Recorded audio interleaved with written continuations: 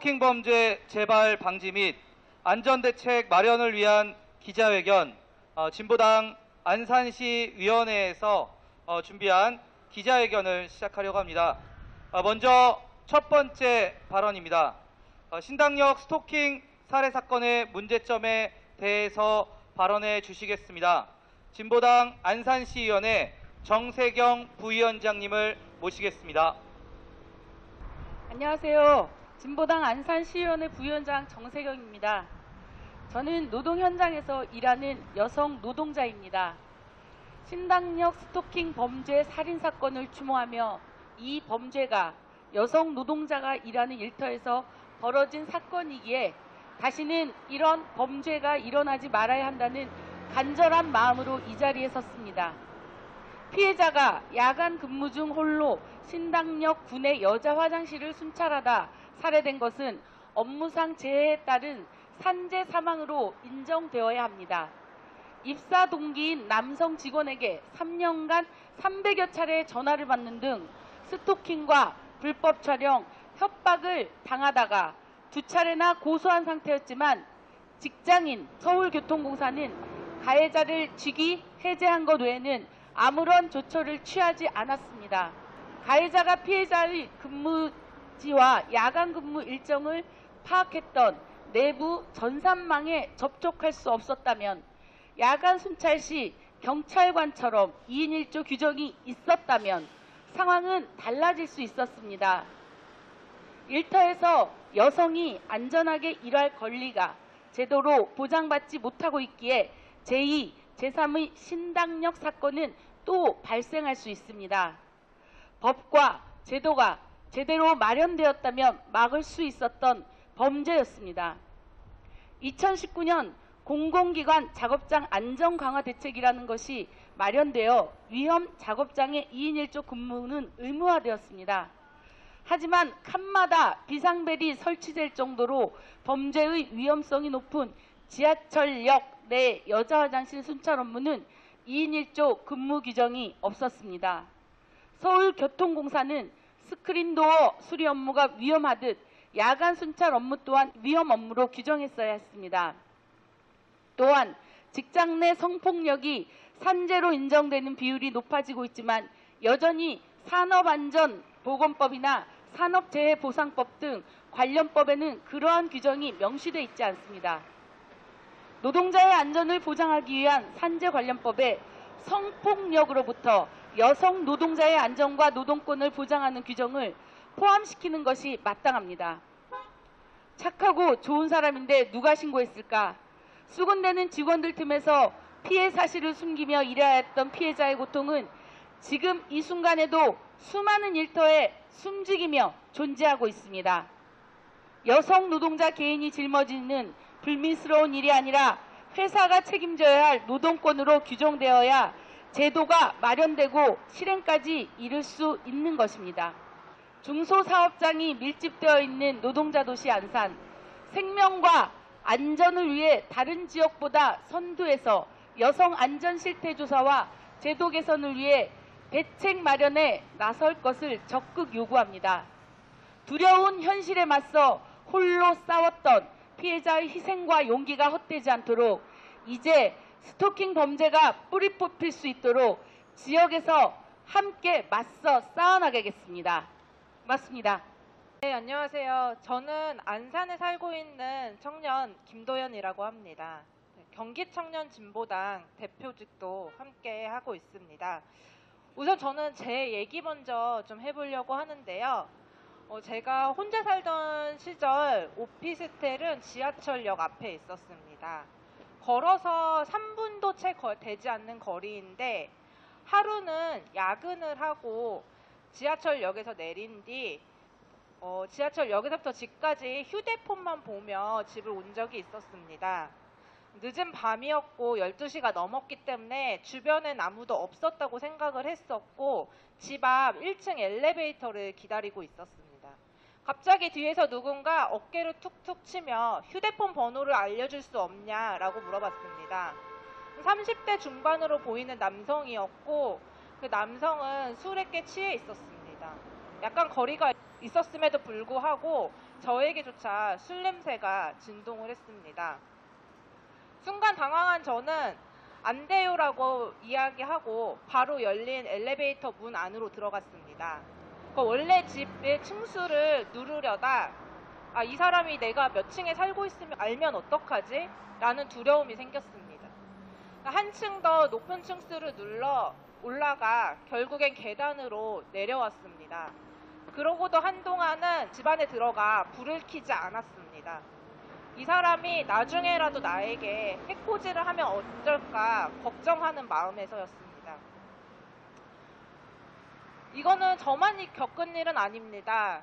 제 주변에도 이러한 일들을 겪은 사람들이 굉장히 많은데요. 한 후배는 혼자 살고 있는 오피스텔에 들어가던 도중 술에 취한 남성이 끝까지 집 앞까지 쫓아와 집 문을 뜯어내는 일이 있었습니다. 다행히 안전고리를 해둔 덕에 집 문이 전체가 뜯기지 않았고 그 남성은 집에 침입하진 않았지만 경찰을 부를 때까지 10여 분여간을 공포 속에 떨었어야 했습니다.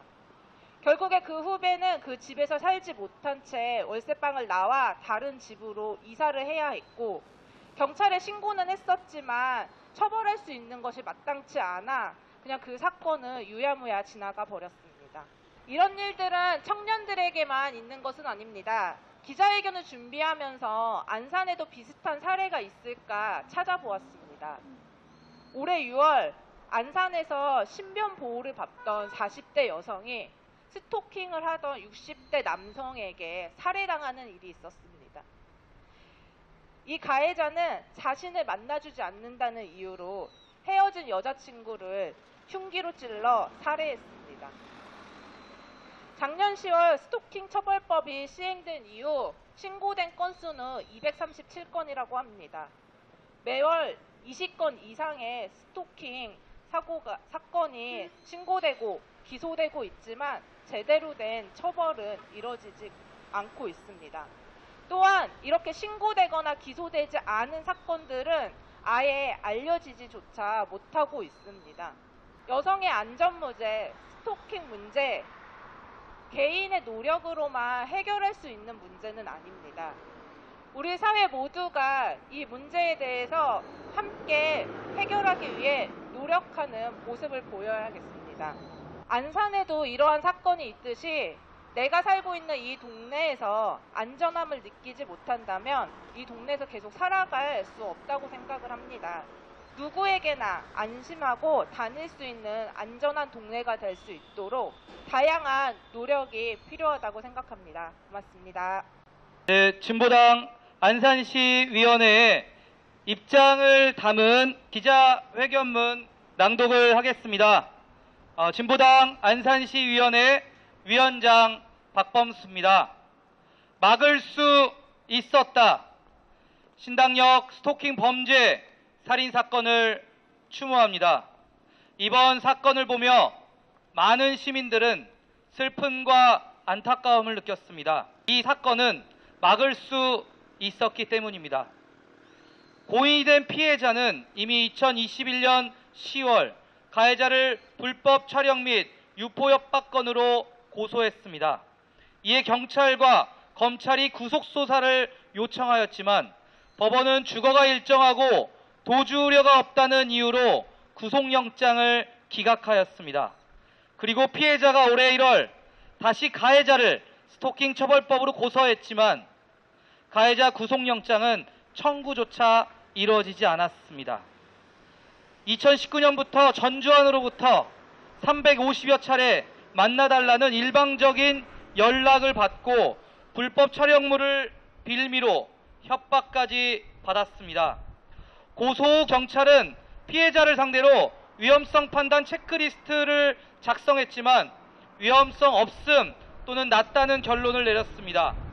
사법당국과 경찰 모두 스토킹 범죄에 대한 낮은 감수성과 안일한 태도가 불러온 참사라고밖에 할 수 없습니다.